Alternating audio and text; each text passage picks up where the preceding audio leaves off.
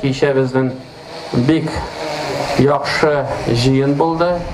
930 kişi formunda katlaştı. Hem biz özümüzün gelecekte Rusya'da İslam nişek etip alğa barıga tiş, nişek bulurga tiş, şunday stratejiya mene bugün kol koyuştu.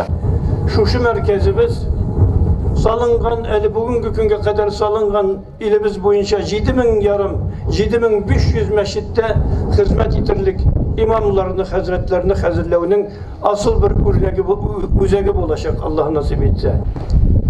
Bugünkü bizge, kileşegimizge ulu tesirlerin kaldırgan bu izgi hayırlı bendelerini gündürüşü Peygamberimiz Muhammed sallallahu aleyhi ve sellem'nin sakal şerifinin bir tügün hazır Allah nasip etse şehri Bulgar'da kıyamet gününe kadar saklavga deyip kaldıracakız.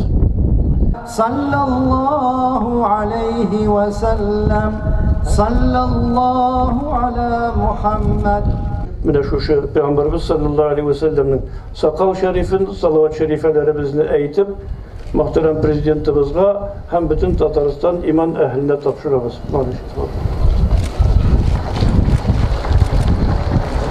Allahu Ekber, Allah.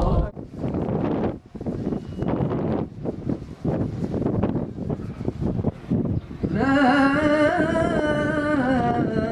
ilahe illallah.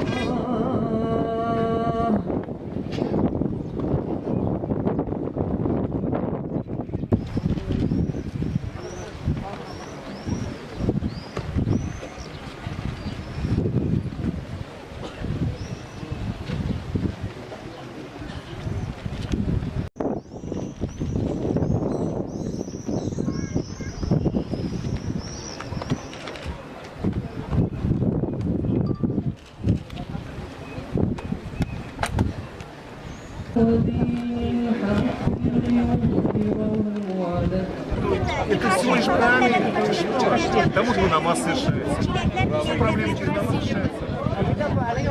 Очень опасно это на самом деле. Кажется, что безобидно, это очень опасно. К тому же мы намаз делаем, да?